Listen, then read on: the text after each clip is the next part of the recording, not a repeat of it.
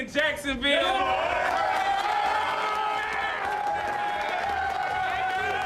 It's special, you know, it's my first win, obviously, as head coach here, but it's a team win, you know, and we celebrate as a team, and I appreciate that, and it'll definitely go on the mantle at the house.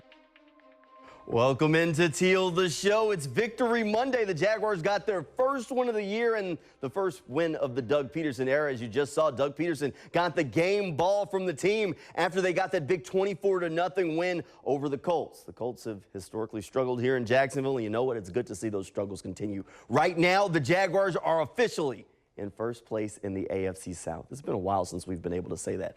First place in the AFC South, the Jacksonville Jaguars. It sounds good, has a ring to it. Hopefully they can stay there. They got the job done on Sunday because the Jaguars coaching staff did a phenomenal job with the team. Doug Peterson instilling the confidence that this team needs to execute, but also that defensive coaching staff. How about defensive coordinator Mike Caldwell in his second game calling defensive plays, able to pitch a shutout? He got the game ball from his defensive players in a meeting.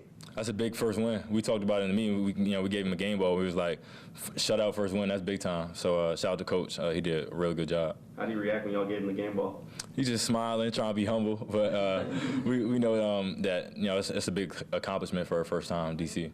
After some struggles in week one, Trevor Lawrence was much better in week two against the Indianapolis Colts. 2 touchdown passes to his new #1 wide receiver, Christian Kirk, should put to bed any doubts that people had about Trevor Lawrence. He was very quick with his passes, and also the first game of his career that he was not sacked. Trevor Lawrence played phenomenally on Sunday, and Doug Peterson says he was pleased with him, but Trevor Lawrence wants to see the team continue to move forward and find a way to win more than just one football game.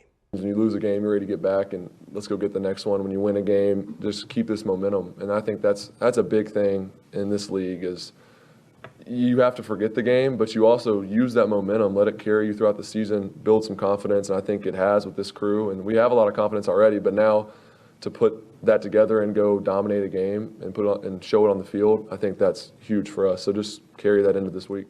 Next up for the Jaguars is a trip out to the West Coast. That's something this team has struggled with throughout their history. Only 3 wins on the West Coast in franchise history to go with 15 losses. Last time they got a win, out in Oakland, but there's not even a team in Oakland anymore. So the Jaguars will have their work cut out for them as they take on the Los Angeles Chargers on Sunday. The biggest thing is really just taking care of your bodies, and that having a West Coast trip like that, you got to get on it now and really be consistent with it at the beginning of the week. Even we're going to have a couple hard practices, so everybody's got to take care of their bodies, be accountable with that stuff, and just stay focused. There's going to be a long flight, time change, all that stuff. It's just staying focused, staying locked in on our mission and our goals. And then when kickoff happens on Sunday, it's just football, and we're ready for it. Still ahead on Teal the Show. Coming up, we'll have 1010XL's Frank Frangie join us to talk about the Jaguars' big win and look ahead to next week's game with the Chargers just a little bit. But before we head to break, let's check out some responses from Jags fans over on newsforjags.com celebrating the big win. Gwen McSell said, ecstatic. Absolute best game I've seen in a very long time. Great to be sitting in the stands and enjoying every moment. We are Jaguars. That's right, Gwen. And Kimberly Reinhardt said, I think it was an awesome win for the fans and the city of Jacksonville. My husband and I went to the game. I've been a fan since 1996. Congratulations, Kimberly. I know it was a fun game to watch. Stay tuned as Teal the Show continues right after the break. Welcome back into Teal the Show. Now's the time to bring in 1010XL's Frank Frangie. Frank, thanks for joining us here on Teal the Show. It's a big win. It's always exciting when the Jaguars can get a win, and I know it's early, but you want to say it? Do you want to say Jaguars are in first place in the AFC South? Yes, I've been saying it all day. I've been in a good mood all day. I've been looking for people to high five all day, Jamal. It's been a long time since one felt that good, and boy, that one felt good. Well coached, well played. All the questions about Trevor or this or that, it was good to put those aside. It was a great win for the Jags, and I know they felt great about it as well.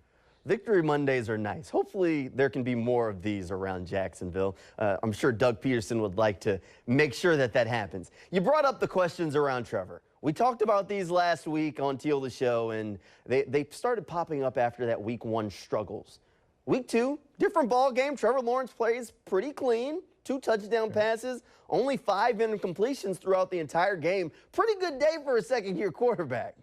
Yeah, and I'll tell you what I told you last week, Jamal. I really wasn't worried. He's 19. It's his 19th career start. He just got to the league. He's a smart guy. Listen, this guy's had expectations his whole life. He was the best 9th grader in the country, and 10th grader, and 11th and 12th. He was the best college guy in the country, won a national championship. He knows people have expectations. I don't think he ever blinked.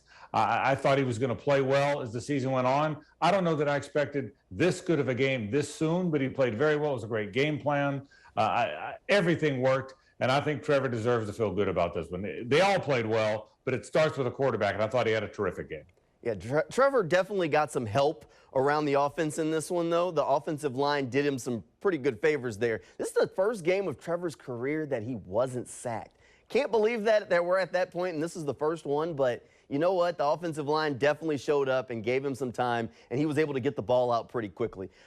Frank, one of the guys that had a big game catching passes from Trevor Lawrence, Christian Kirk. You've been on the Christian Kirk bandwagon while I was a little skeptical early on.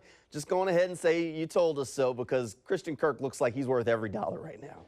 Jamal, he's such a pro, too. The guy's the ultimate pro. He knows how to play. He comes off as a veteran guy that's been around a lot longer than he has.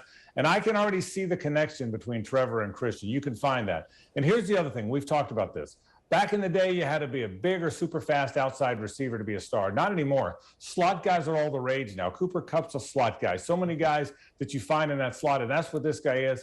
He's always open. That's one thing about Christian Kirk. He gets open. Can you remember when's the last time the Jaguars have had back-to-back games? I know they didn't win last week, but when is the last time they've had back-to-back games with this many guys that seem to be running wide open? That's a testament to the players. And think about it, Jamal, how good the coaching is, how good the scheme is. Doug Peterson schemes guys open, and I think that's what you saw. I can't wait to see how many catches Kirk has next week and the week beyond. He's been some player, man. All right, we can't talk about what happened on Sunday without giving this defense some love. They pitched a shutout, and part of that, defensive coordinator Mike Caldwell, I don't think he's gotten enough credit for the job that he's doing with this defense yet, Frank.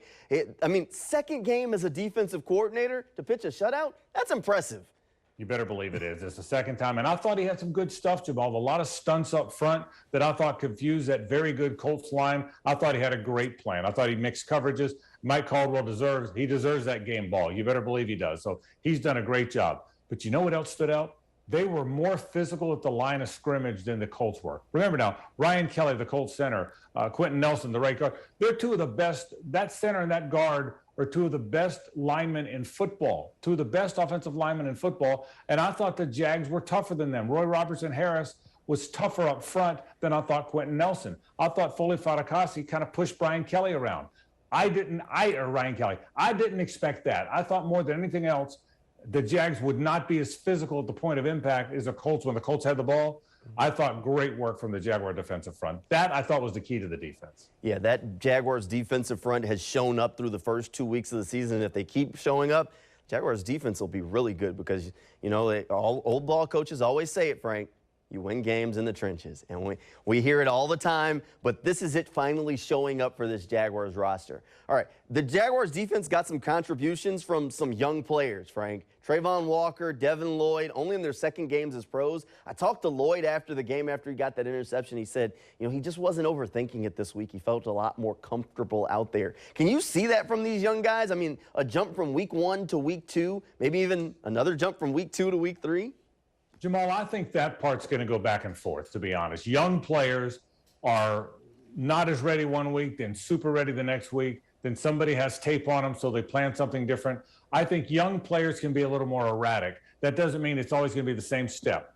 Better week 2 than week 1, and better week 2 than week 3 than week 2. But big picture, yes. Look, they're good guys. I mean, when they drafted Trayvon Walker, when they drafted Devin Lloyd, those are good players. Chad Muma, who we didn't see a lot this game, is a good player. They've got good young players, so I'm not surprised. I think they'll continue to get better. They're going to learn as we go. I'll tell you this. The back end played great. Rayshon Jenkins, I thought, had his best game as a Jaguar. Andre Sisco, who had 13 interceptions as a college player, finally got one as a Jaguar. I love the way the back end played. They broke on the ball. I tell you, look, it's not an overly deep defense. But the guys they have, if they stay healthy, they're a healthy team right now, I love this defense. And I thought that in the offseason. I thought they would be very good defensively. The offense might take a while, but the defense would be good out of the gate. I'm not surprised at all. I'm really not, Jamal. I thought this would be a very good defensive team. All right, Frank, I got one more question for you. It wouldn't be a good Victory Monday if we didn't peek forward to next week just a little bit. The Jaguars have the Los Angeles Chargers on Sunday, and they've struggled on the West Coast, 3-15 all time. Last time they won on the West Coast was in 2019 against Oakland. Do you think they can kick those West Coast woes and maybe have a winning streak? I'm not as worried about the West Coast, Jamal, as I am Bosa and Khalil Mack and Justin Herbert and Derwin James. I'm more worried about the guys than the venue and how far they have to travel. Look, the Chargers are good. You know that, and I know that. Justin Herbert's banged up. He's got the ribs, so he's probably not going to be as mobile and probably not going to play out of the pocket as much as he tends to. But the Chargers have a good team. And look, they just lost a game. They're expecting to have a big season. They're one of the best 5 teams in the league, I think. So it's a tough challenge. But you know what? I think Doug Peterson connects with these guys, Jamal. I get the sense that he has these guys believing that they can go beat anybody. So they're not going to back down, I can tell you that. This isn't going to be a blowout. I think the Jags hang with them. I think they've got a chance in this game. I think that's who this Jaguar team is, Jamal. This is a team that, because of Doug's got them believing, because as a coach he's gonna scheme some guys open, because that defense is so young and athletic, and the young quarterback's coming around and playing well. I think they've got a chance in every game. I sound like happy, positive guy, but I think they'll be in every game, including this one. I really believe that. You know what, Frank? We'll take that. Them just being in every game, because that means they're competitive, and that means it's a fun team to watch. Thanks for joining us here on Teal the Show tonight, Frank. We'll see you back here on Friday, and we will see you back here for another episode of Teal the Show on Friday night at 11:20. Thanks for tuning in tonight. Good night, and go Jags.